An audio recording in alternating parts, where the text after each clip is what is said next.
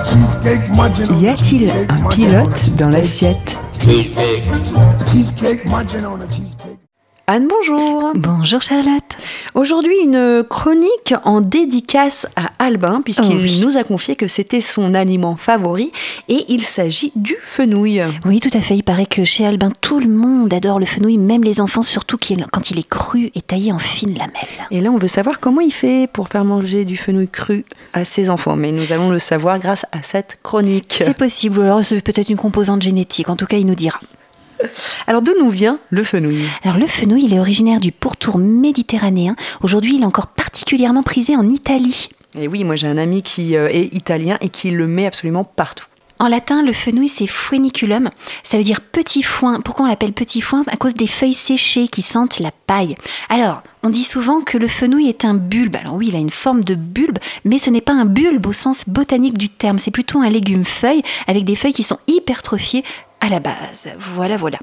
Côté symbolique, je suis allée dans la symbolique des aliments, le livre de Christiane Berléand, et on peut lire que la personne qui est très attirée par le fenouil, qui en consomme tous les jours, etc., qui fait vraiment une fixation sur le fenouil, ça peut être en lien avec un trait de caractère. Et elle nous dit, celui qui aime le fenouil fait appel à la vivifiante source nourricière qui réside en lui-même. Il demande à son essence vivante de l'aider à rester ou à arriver sur la bonne voie pour obtenir de lui-même ces informations, cette nourriture et cette attention aimante qui sont nécessaires à son bien-être. Il doute quelquefois un peu de sa valeur. Il est convaincu de ne pas encore pouvoir y arriver seul. Il a besoin d'amour, de soutien, d'alimentation et de guidance de cette mère qui réside en lui. Donc ça nous parle finalement d'autonomie, de voler de ses propres ailes, quand on mobilise nos propres ressources.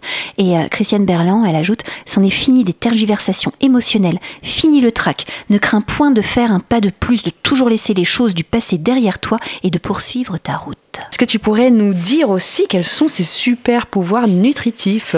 Mais très certainement. On dit comme ça, nutritif? Oui, nutritif, nutritionnel, les deux fonctionnent. Ouais. C'est peut-être le mot que je cherchais. Donc on va distinguer un petit peu le légume, qui a des super pouvoirs, et les graines de fenouil, parce que les graines de fenouil, on s'en sert comme d'une épice. Donc là, on va aller faire un petit tour du côté de la diététique chinoise, déjà pour aller voir ce qu'on dit du légume. Le légume, il est de saveur douce. Saveur douce, ça veut dire qu'il va être de tonification, notamment pour la rate. Donc c'est un bon légume pour tous les jours, ça fait la base. Et aussi de saveur piquante, légèrement piquante. Ça veut dire que là, il va avoir la propriété, le fenouil, de venir mobiliser l'énergie, d'activer l'énergie et de la mettre en circulation, en mouvement. On dit aussi qu'il est de nature légèrement tiède, c'est-à-dire que le bulbe de fenouil, le légume, il va apporter un petit peu de chaleur à l'intérieur de notre corps. Donc, pour les gens qui sont frileux, c'est plutôt sympa. On dit qu'il a un tropisme foie, rate, estomac. Donc je vous explique. Le tropisme, ça veut dire que l'énergie de l'aliment va venir alimenter directement le méridien de la fonction foie, de la fonction rate, de la fonction estomac. Pour l'estomac, notamment, ça régularise et ça stimule ses fonctions. Donc le légume fenouil, il va notamment contribuer à soulager les distensions abdominales, les nausées, le manque d'appétit, etc. Toutes ces propriétés-là, on va les retrouver dans les graines, mais en plus puissant. Donc la graine de fenouil, c'est vraiment un remède important en pharmacopée chinoise. On retrouve la nature piquante, là on n'a pas la saveur piquante, on n'a pas la saveur douce, donc vraiment c'est quelque chose qui fait circuler l'énergie. Là, la graine de fenouil, elle est franchement tiède, donc elle ramène une chaleur douce à l'intérieur du corps, et on a un tropisme rein en plus des autres organes. Donc le tropisme rein, c'est intéressant parce que les reins, c'est un peu la chaudière de notre corps. Du coup, les graines de fenouil, elles vont contribuer à disperser le froid, à arrêter les douleurs qui sont dues à un blocage d'énergie à cause du froid. Ça mobilise l'énergie, ce qu'on appelle le qi, ça va tiédir le centre de notre corps, ça soulage les troubles digestifs dus notamment aux excès de froid. Par exemple, quand on abuse de boissons de glacées, d'aliments crus et froids, etc. En association avec le gingembre notamment, ça donne un bon coup de chaud. On dit du coup que les graines de fenouil tiédissent les reins, et ça c'est intéressant en cas de lombalgie ou d'incontinence urinaire, ça vient contribuer, on peut utiliser les graines de fenouil comme en phytothérapie pour contribuer à soulager tout ça, et ça soulage aussi les douleurs de règles qui sont en lien avec le rein en médecine chinoise, quand il y a un vide de yang, donc cette énergie yang, ou un froid, on appelle ça le froid à l'utérus, c'est-à-dire ces sensations de froid qu'on va avoir au bas-ventre ou de frilosité autour des règles. Les graines de fenouil, elles ont aussi des propriétés carminatives, on dit et on le répète.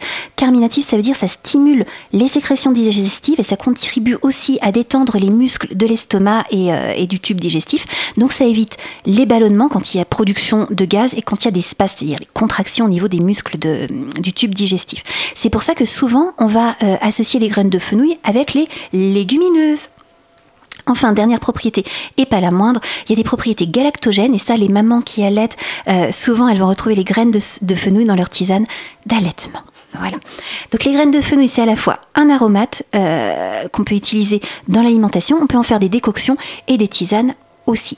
Et comme on disait que ça donne un coup de chaud à l'intérieur du corps, donc c'est très bien quand on a des signes de froid ou de frilosité, mais c'est déconseillé en cas de chaleur, quand on a des bouffées de chaleur, des symptômes de sécheresse, de la fièvre, bon, sachant que quand même, pour qu'il y ait une action thérapeutique, il faut en consommer 2 à 3 grammes d'équivalent graines à avaler par jour. Donc voilà, si on ne va pas jusque-là, normalement on se fait pas mal.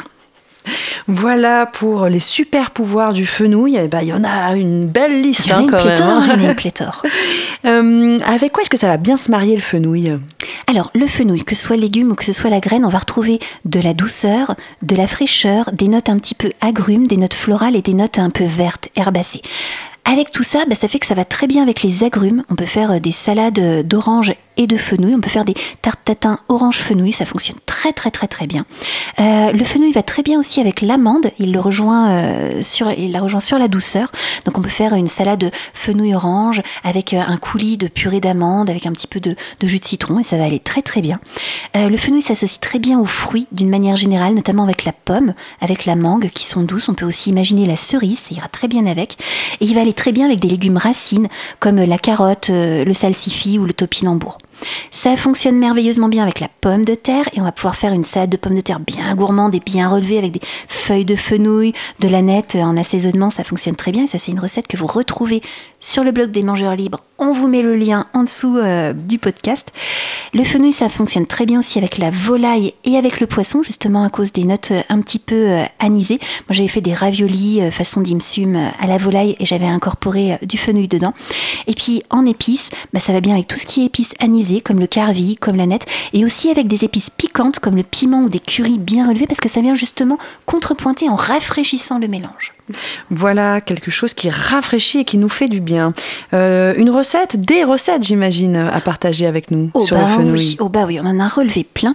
Alors déjà, le fenouil, le légume, il a une consistance fibreuse et croquante. Donc, cru, si on veut pas trop faire fonctionner les mandibules, on a intérêt à le trancher très finement avec une mandoline par exemple. Petite parenthèse, comme on a dit qu'il avait une nature légèrement tiède, c'est-à-dire qu'il ramène un petit peu de chaleur dans le corps, ça fait une crudité qui est un peu plus digeste pour les personnes qui sont sensibles au cru et au froid, qui ont une rate un petit peu faible. Pour ce qui est des cuissons, le fenouil se prête très bien aussi bien aux cuissons à l'étuvée, à la vapeur ou sauter. On peut émincer le fenouil et puis le faire poêler dans une petite poêlée de wok par exemple. Formidable. Tu parlais tout à l'heure qu'il allait très bien avec le poisson. Est-ce que tu aurais quelques recettes justement du côté de la mer ? Mais très certainement, on va retrouver toujours sur le blog un petit risotto tout douillet au fenouil et aux petites pétoncles. Donc le fenouil apporte du rafraîchissement. Il apporte aussi de la douceur et de l'hydratation dans les plats. Voilà. C'est-à-dire que quand il est cuit, les notes anisées sont un petit peu atténuées. Il apporte beaucoup d'humidité douce finalement. Moi j'aime bien l'associer aussi en graines ou en pluche, utiliser ses feuilles dans un tartare d'algues.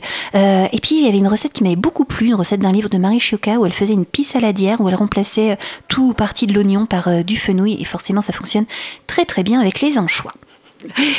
Pour les végétariens, tu nous proposes aussi des recettes avec plein de légumes. Mais oui, tout à fait. Le fenouil, donc, il va s'associer très bien à plein de petits légumes, notamment de la carotte dans les croquettes de lentilles corail en chapelure de polenta. On en a parlé il y a quelques semaines dans la chronique sur le maïs et la polenta.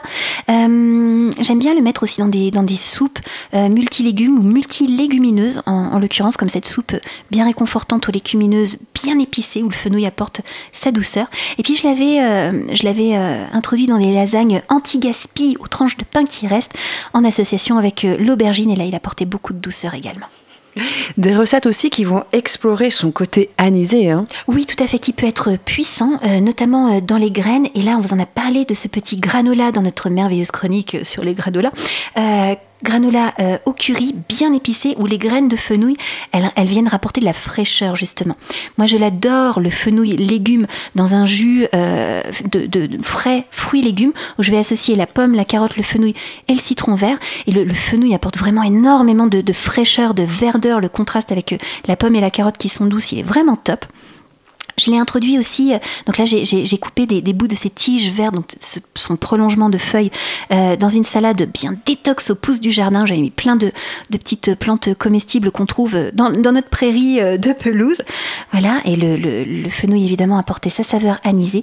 Et puis on le retrouve dans une poêlée douce et fraîche au concombre anisé. Voilà, dont j'ai eu l'occasion de parler plein de fois parce qu'on a commencé à explorer pas mal de ces ingrédients, où le fenouil apporte beaucoup de douceur, de fraîcheur, de verdeur. On vous le rappelle, on vous met bien sûr tout le détail de ces recettes sur radioalto.info. Semaine prochaine, on parle plutôt agrumes. Oui, tout à fait. On va en explorer un nouveau, et cette fois le pamplemousse. Le pamplemousse, pompeusement vertueux, mais quel beau nom de chronique. Anne, tu es une poète. À la semaine prochaine, avec grand plaisir. Avec bonheur, belle semaine à vous.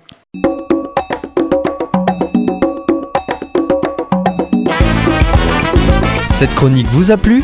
Alors participez-y en posant vos questions à Anne-Claude à l'adresse contact@radioalto.info.